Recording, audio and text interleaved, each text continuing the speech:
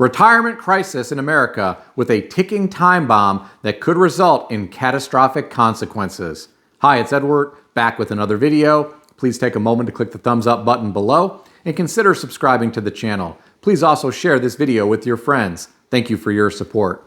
Today, I read several financial news articles. I've included links to the articles in the description below. I encourage you to read the articles to support the authors and news sources. As a private American citizen, I'd like to report and share my transformative thoughts through commentary regarding small sections of these articles that are of public interest.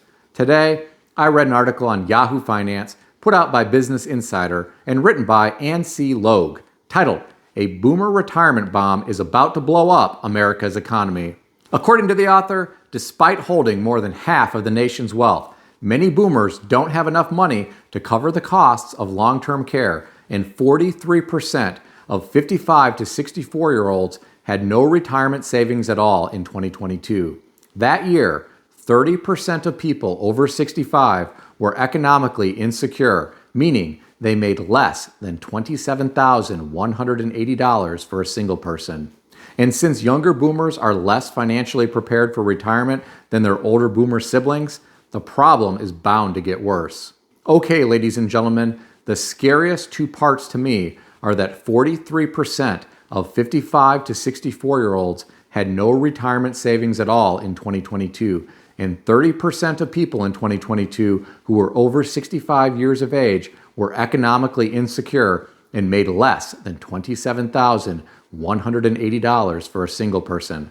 From my perspective, that likely means there are a lot of baby boomers who are trying their best to live off of Social Security alone.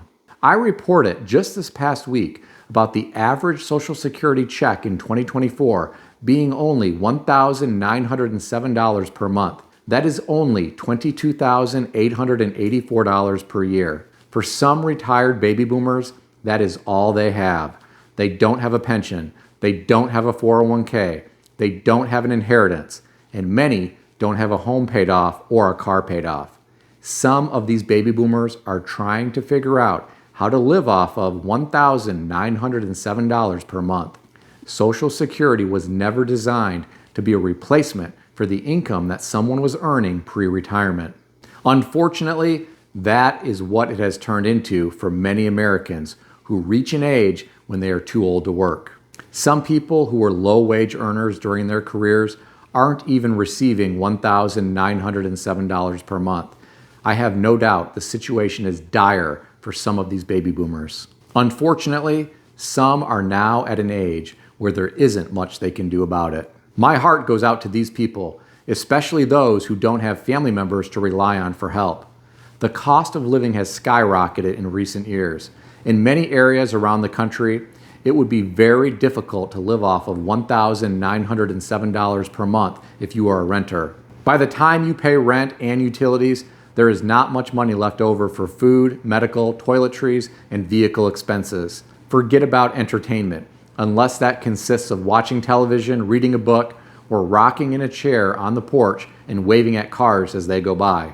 Before our very eyes, we are going to witness what happens in a society when millions of people retire with no savings, no pension, and rely only on Social Security, all during a time when inflation is crushing families. However bad this turns out to be, it will likely be a lot worse for future generations, in my opinion. Many people in younger generations are living in a time where their wages barely cover a mortgage, car payment, insurance, food, and medical needs. Forget about being able to set aside extra money for retirement. Many are relying on credit cards and buy now, pay later loans just to scrape by each week. The cost of everything that I just mentioned has gotten very expensive in recent years, and it is doubtful it is ever going back to where it was a number of years ago. Some people in younger generations are also straddled with student loan debt, which now needs to be paid back after a 3.5-year pause. For some, affording life each week is a struggle, and the idea of retirement is just a fantasy that may never be realized. On the flip side of the coin, there are people who have successful and lucrative careers and will enjoy a very nice retirement. Some won't be able to spend all of their money and will be able to leave the rest of the money to their children and grandchildren when they pass away. There are the haves and the have-nots here in America. Getting back to the article, the author said as boomers continue to age out of the workforce, it's going to put strain on the healthcare system, government programs, and the economy. That means more young people are going to be financially responsible for their parents, more government spending will be allocated to older folks, and economic growth could slow. Well, ladies and gentlemen, I have a question for you. How are the children of these baby boomers who are struggling each week to afford life going to be financially responsible for their parents? When the children of baby boomers have mountains of student loan debt and are underemployed in their careers that aren't paying wages that are keeping pace with inflation, how is this all going to pan out? I think it is going to be tragic for many families. It saddens me to think about it. My heart goes out to baby boomers who are unable to continue working, who now need to rely on their children who are also struggling just to get by. This is the sad state of affairs for many people here in America. There are people who consider America to be the greatest country in the world. With what is happening to some elderly people in our country, I think we need to question that. I decided to do a quick search online today, and I found the 2023 rankings for best countries put out by U.S. News.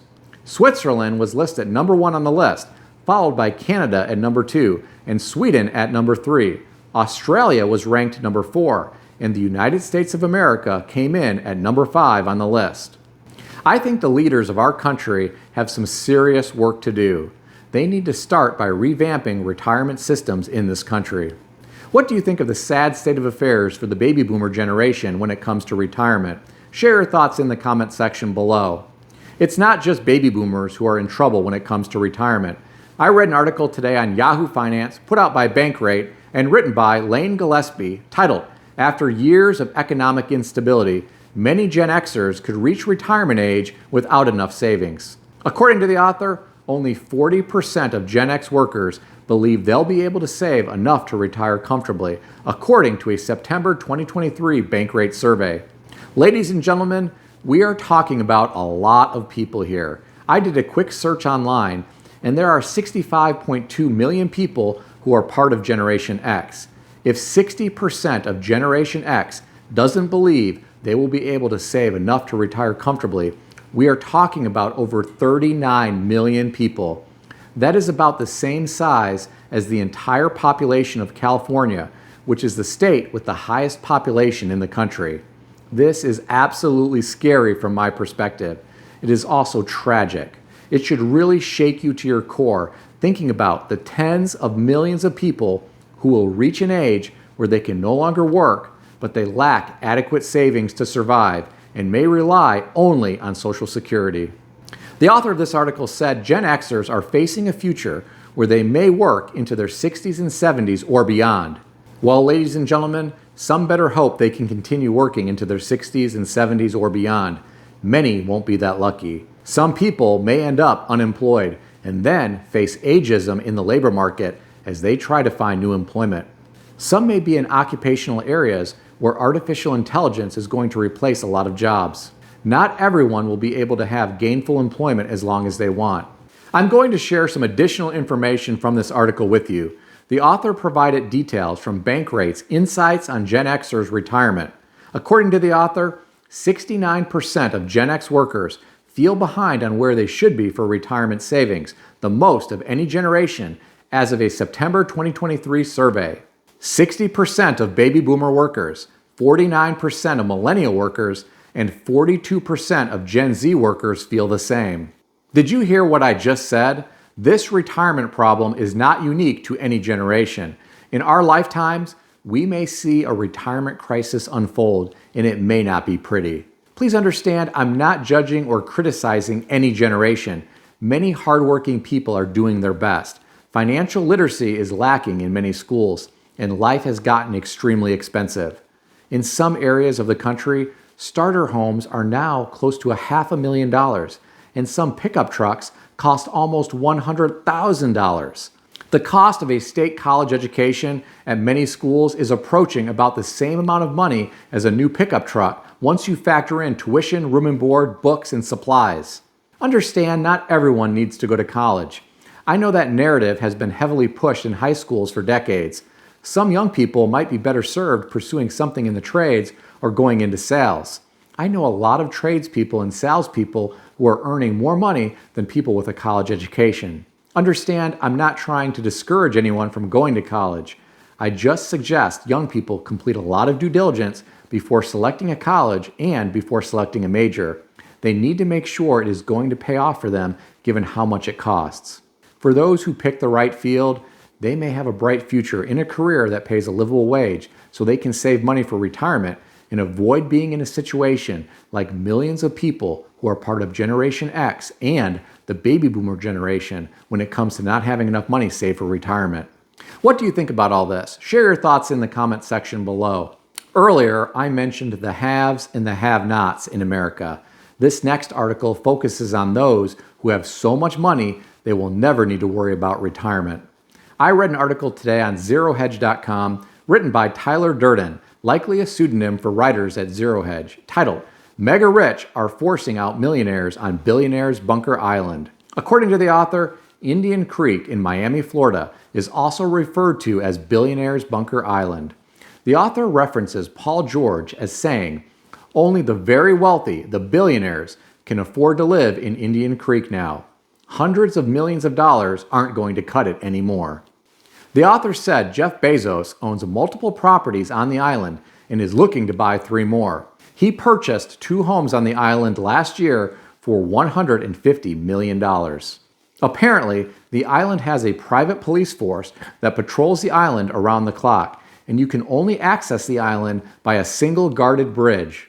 Here are some of the people who have lived there over the years: Ivanka Trump, Carl Icahn, and Jay-Z and Beyonce. Well, ladies and gentlemen, what has the world come to when someone with hundreds of millions of dollars can't afford to buy a home in an exclusive area anymore?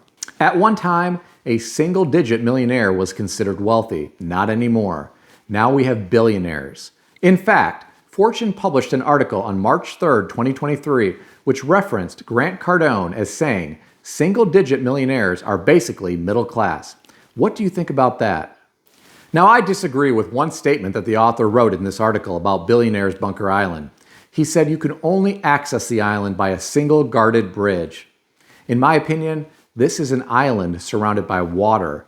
If we ever experience Mad Max in this country, hungry and desperate people could come looking for help from the billionaire elite via a boat or a makeshift raft.